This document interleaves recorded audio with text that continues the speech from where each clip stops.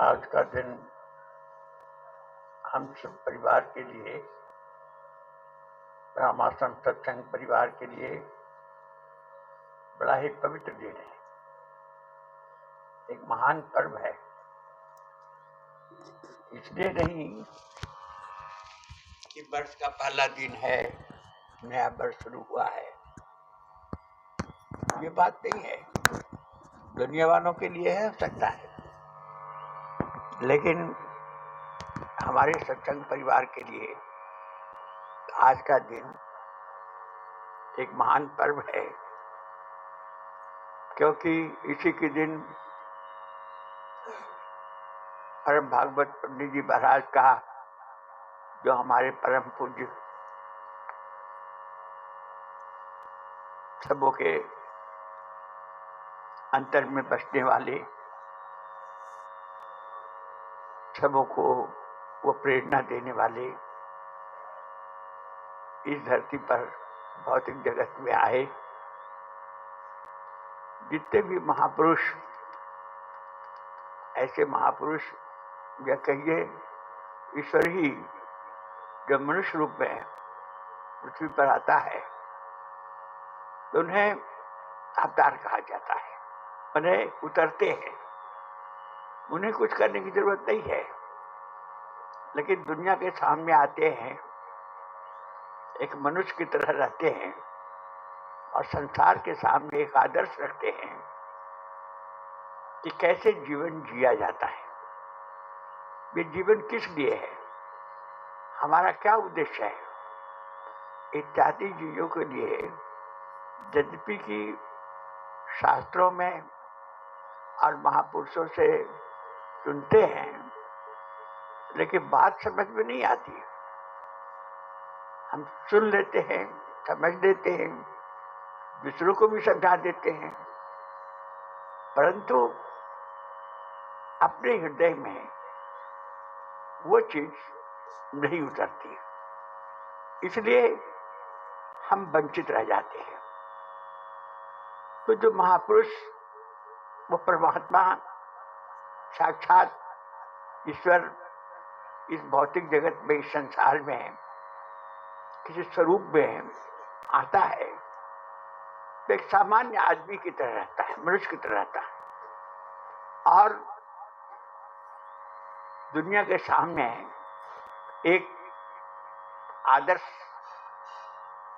प्रस्तुत करते हैं ऐसे अवतार कि कैसे सामान्य से सामान्य व्यक्ति भी इस ऊंचे स्थान पर पहुंच सकता है।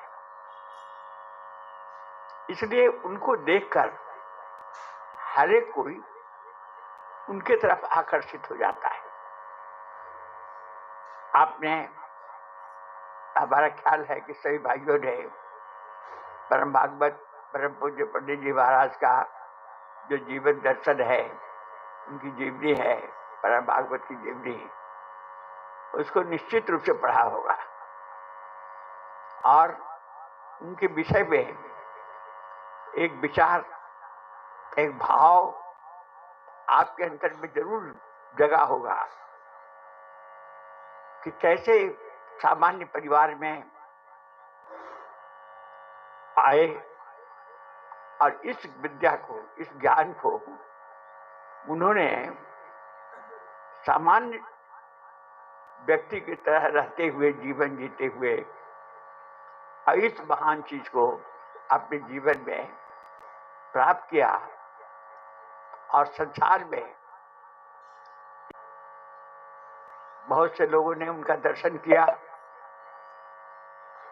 उनको निकट बैठे सत्संग की साधना की, का एक संयोग कहे, ईश्वर की कृपा कहे, उनकी दया कहे, ऐसा संयोग प्राप्त हुआ। लेकिन जितना लाभ उठाना चाहिए हम नहीं उठा पाए। उनका प्रयोजन ही संसार में आने का यह था, वो ये चाहते थे हर एक कोई इस चीज को अपने जीवन में प्राप्त करे। उसके लिए बार बार अनेक भांति से तरह से लोगों को समझाते थे। इस संसार में अगर सुखी रहना है, अगर दुखों से बचना है, तो इस चीज को प्राप्त करना पड़ेगा। उसका जीवन किसी के सहारे करना होगा। कोई महापुरुष का पदचिन्हों पर चलना होगा। किसी की कृपा के सहारे जीवन जीना होगा। उसके साथ अपना संबंध जोड़ना होगा। ये कुछ ऐसी चीजें हैं, उन्होंने जितना कहा उससे ज्यादा बिना कहे लोगों के अंतर में उतार दिया था। लोग समझ गए थे। किसी के अंतर में किसी प्रकार का शंका नहीं थी। उनके पास बैठने से मन अपने आप शांत हो जाता था। सारी शंकाएं निर्मूल हो जाती थी। चिंताओं से आदमी मुक्त हो जाता था। वो खुद प्रसन्न रहते थे। जो भी उनके पास जाता था वो भी चिंता मुक्त हो जाता था, एक प्रसन्न हो जाता था। श्री गुरु महाराज ने लिखा है कि प्रसन्नता ईश्वरीय गुण है। कभी कभी हम हंस देते हैं, खुश दिखाई देते हैं, वो प्रसन्नता नहीं है। वो प्रसन्नता की तो एक छाया है। प्रसन्नता तो आंतरिक होती है। जब वो प्रसन्नता अंतर में होता है तो चारों तरफ एक गजब की अवर्णनीय एक अलौकिक चीज चारों तरफ उसके जीवन में बिखरा हुआ नजर आता है। लगता है हर तरह से वो तृप्त है। किसी के अंतर में कोई यदि स्थिति होती है, उसको प्रसन्नता अध्यात्म के लोक में कहा गया है। संसार में हम जो देखते हैं वो प्रसन्नता नहीं है। वो छाया की भांति है कि जैसे कुछ देर मिला, कुछ देर के बाद समाप्त, फिर दुख में चले गए, फिर चिंता से गिर गए, परेशानियों से जड़ गए। इन सब चीजों से इस संसार में हम रहते हुए कैसे बचे? हमको वो दुखी न करे, हमारे अंदर में चिंता घर न कर जाए, हम परेशान न हो, हम बेचैन न दुनिया में रहें। इस प्रकार का जिंदगी जीने के लिए इस सत्संग में जो चीज साधक के अंदर उतार दी जाती है वो अन्यत्र कहीं देखने को नहीं मिलता है। परंतु इसके लिए करना क्या होता है, इस पर बहुत जोर दिया जाता है। परम भागवत परम पूज्य पंडित जी महाराज बहुत जोर देते थे और कहते थे कि जो कोई अपने जीवन का थोड़ा सा समय ईश्वर के नाम पर देता है, ईश्वर की कृपा प्रत्यक्ष अपने जीवन में अनुभव करता है। जब ईश्वर के सम्मुख बैठता है, लोग सोचते हैं भाई मन हमारा बड़ा चंचल है, ये ध्यान की साधना है, हमसे नहीं बनेगा। ऐसी बात नहीं है। प्रारंभ में कुछ जरूर परेशानी होती है। हम ऐसे हमारे अंदर में स्वभाव बन गया है कि हम अस्थिरता क्या होती है वो जानते ही नहीं। चंचलता, अशांति, भाग दौड़, यही हमने जीवन में देखा है, सुना है, समझा है, इसी का आचरण किया है। इसी का अभ्यास हो गया है अनजाने में, हम उसी को जानते हैं। लेकिन जब थोड़ी देर हम अपने गुरु के सामने, ईश्वर के सामने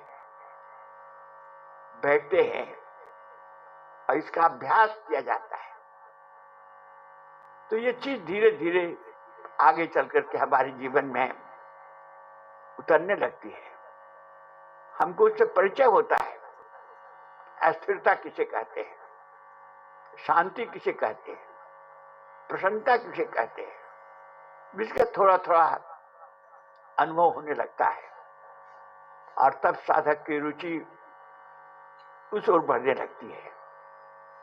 इसलिए उस चीज पर बहुत जोर देते थे कि तुम समय निकाल कर थोड़ी देर अपने गुरु के सामने, ईश्वर के सामने जरूर बैठो, यहाँ की साधना करो।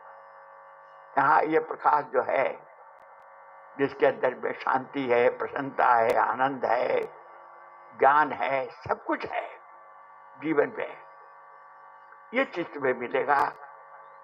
इस संसार में रहते हुए जहां चारों तरफ अग्नि लगी हुई, आग लगी हुई है, ऐसे संसार में तुम बड़े आनंद से, शांति से जीवन जी सकते हो।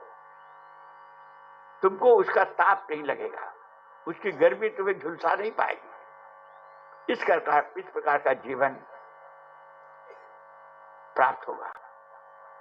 ऐसा केवल सुना ही नहीं, हम लोगों ने अनेक महापुरुषों को देखा, अब विशेषकर उन महापुरुष को जिन्होंने, कुछ भाई अभी भी सत्संग में हैं, जिनके नेत्र धन्य हो गए, उनका दर्शन कर पाकर हमारा शरीर धन्य हो गया। जब हम सब लोग उनका चरण स्पर्श किए, क्या कहें, कैसे कहें, कैसे जीवन में अवसर प्राप्त हुआ। उन्हीं सब चीजों को स्मरण करने का आज का दिन होता है। उनका कैसे गुणानुवाद किया जाए, हम अपने भाग्य की सराहना करें या उनकी कृपा का, ये बात कुछ समझ में नहीं आती। अगर उनकी कृपा नहीं होती तो ऐसा भाग्य हमारा उदय नहीं होता, यह सत्संग जीवन में नहीं प्राप्त होता। और आज समझ में बात आ रही है कि संसार में बहुत समय हो गया, बहुत दिन तक इस सत्संग का महत्व साधक नहीं समझ पाता है। हम संसार के अनेक प्रकार के कार्यकलापों का महत्व देते हैं और ऐसा लगता है कि संसार का ही सारी चीजें हमारे लिए महत्व रखता है, इसी के लिए ये जीवन मिला है। लेकिन वास्तविकता बाद में समझ में आती है कि जिसने ईश्वर का सहारा ले लिया, जिसने अपने गुरु का सहारा प्राप्त कर लिया, उसके लिए संसार बड़ा ही सरल हो जाता है। जीवन में वो प्रत्यक्ष किसी की सहायता, किसी की कृपा अनुभव करता है। हम भगवान की दया और कृपा की बात तो करते हैं, लेकिन सच जानिए अभी कृपा को समझते नहीं है, कृपा को पहचानते नहीं है। हमारी बुद्धि वैसी बनी नहीं है। और जब बुद्धि निर्मल होगी, हमारा बुद्धि प्रज्ञावान होगी, जो प्रकाश से हमारे ऊपर उसका पर्दा आवरण दूर होगा, तब समझ में आएगा कृपा क्या होती है। सुनते हैं, बात करते हैं, चर्चा करते हैं, कभी कभी थोड़ा एहसास भी होता है, परंतु भली भांति नहीं समझते। जीवन में यदि उनकी कृपा को जिसने समझ लिया, वो तो बस उसका जीवन जीवन हो गया, जीने जोग हो गया। जीवन तो उसी को कहते हैं जिसके अंदर में जीने की शक्ति है। नहीं तो जीवन जीवन नहीं होता, केवल संसार में समय काट रहे हैं लोग। सब जन्म से लेकर अभी तक हमने जीवन में किया ही क्या, पाया ही क्या?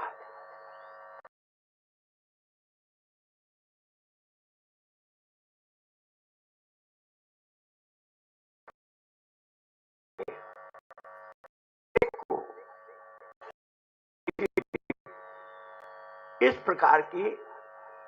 प्रकार के विचार जरूर उठता है। भगवान की जब दया होती है तो ऐसे विचार जो उठते हैं उसी को सत्संग में कहते हैं कि भगवान की दया हुई, कृपा हुई। तब उसके अंतर में इच्छा होती है, तब कोई संयोग बनता है और किसी न किसी तरीके से ऐसे सत्संग में आदमी पहुंचता है और वो चीज जिसे जीवन में प्राप्त होती है। इसलिए यह दिन हम सबों के लिए बड़ा पवित्र दिन है। आज के दिन परम भागवत पंडित जी महाराज का अवतरण हुआ था। मैं तो निवेदन करूंगा उनके विषय में उतना भली भांति से ठीक तरीके से उनका परिचय मैं तो नहीं दे सकता हूं।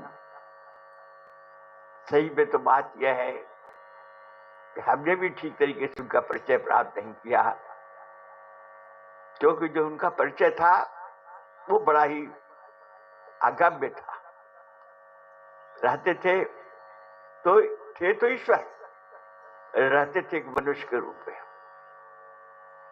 उनके विषय में एक अच्छे ढंग से उनके ऊपर जो पुस्तक लिखी हुई है परम भागवत की जीवनी, मैं सबसे अनुरोध करूंगा उसको अवश्य पढ़िए और एक बार नहीं बार बार पढ़िए। जितना बार पढ़ेंगे एक हमारे अंतर में प्रेरणा उत्पन्न होती है, प्रेरणा मिलती है, जिज्ञासा उत्पन्न होती है और मन में ऐसी जिज्ञासा होती है कि इस प्रकार का जीवन हमें भी होना चाहिए। और तब सत्संग के प्रति एक लगाव होता है, प्रेम होता है, आकर्षण होता है और मन में होती है कि जीवन इसी प्रकार का होना चाहिए।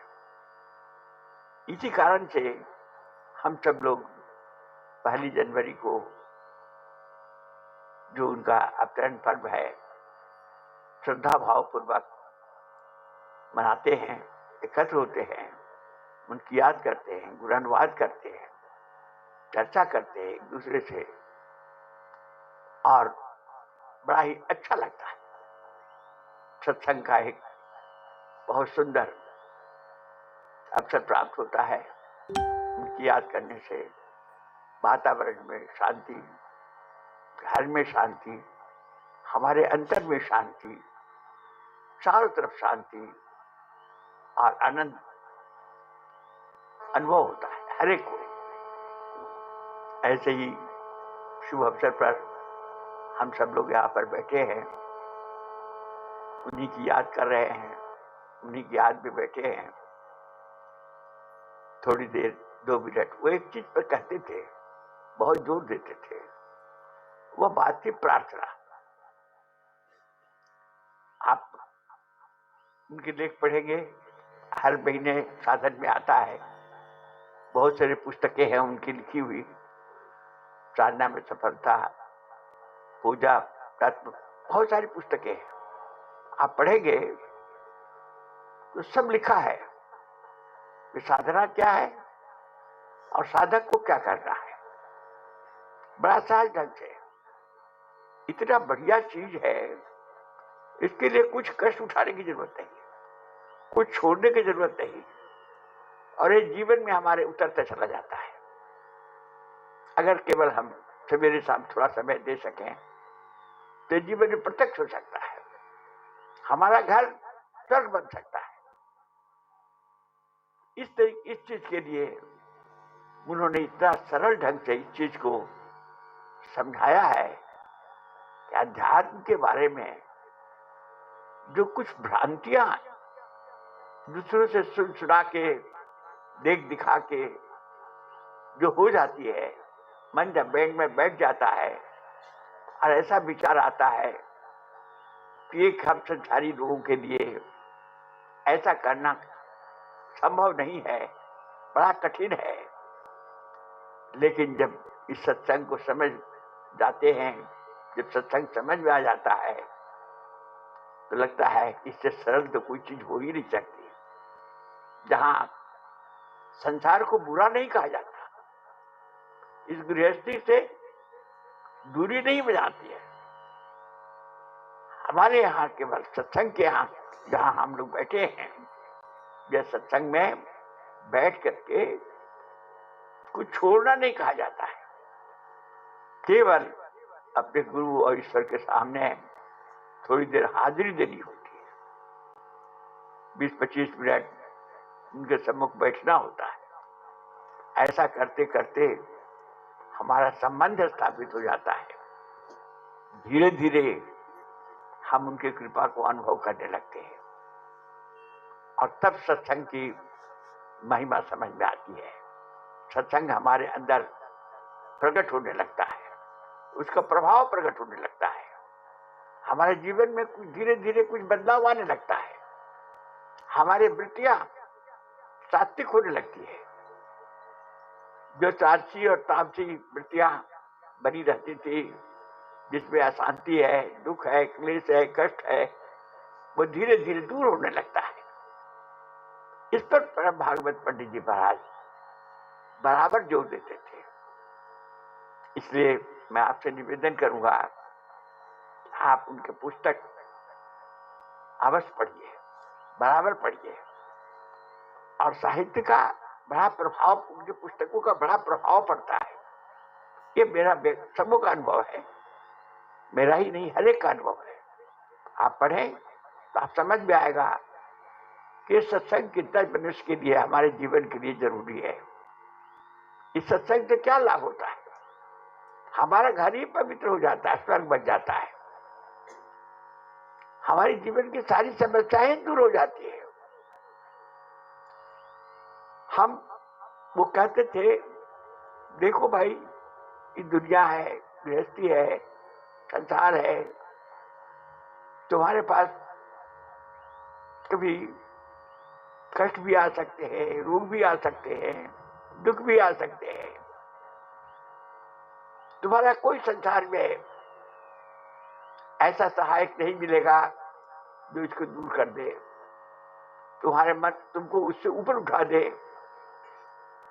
जहां दुख की छाया भी न जाती हो। इसके लिए तुम थोड़ी देर अपने गुरु के आश्रय हो जाओ, उनके पास पहुंचो, उनसे प्रार्थना करो।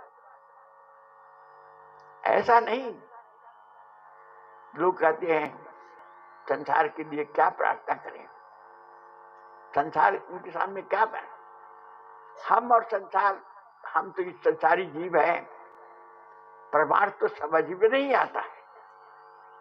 परमार्थ को संसार के स्वरूप में परम भागवत पंडित जी महाराज ने समझा दिया। ये संसार को ही परमार्थ बना दिया।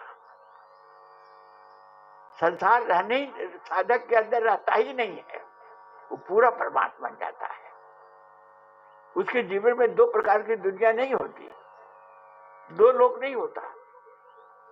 बस उसका मन 24 घंटे गुरु के लोक में ही विचरण करते रहता है।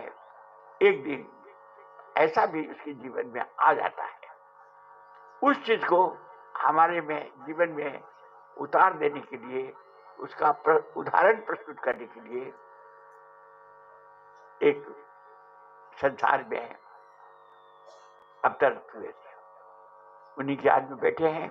आइए हम सब लोग प्रार्थना करें। हम सब लोग नादान हैं, कुछ नहीं जानते हैं, हम लोगों से कुछ बनता भी नहीं है, साधना भी नहीं बनती है, आप ही हमारे मन को इस तरफ लगा दीजिए, आप ही कृपा कीजिए। हम बराबर संसार हमको अपनी तरफ खींचता है, लेकिन आप कृपा कर दें तो हम सब लोग आपके चरणों में लग जाएं, आपकी कृपा छाया में जीवन बितावें, यही प्रार्थना है। इसी के लिए हम सब लोग आज आपकी याद में बैठे हैं। आप ऐसी कृपा कीजिए। हम लोगों के श्रद्धा स्वरूप ये नैवेद्य आपके समक्ष पेश है, रखा है। आप कृपा करें, इसे स्वीकार करें और हम सबको भी स्वीकार करें, यही प्रार्थना है। आइए प्रेम भाव से हम सब लोग श्रद्धा भाव के साथ ये नैवेद्य अर्पण करें, प्रार्थना करें, इसे स्वीकार करें।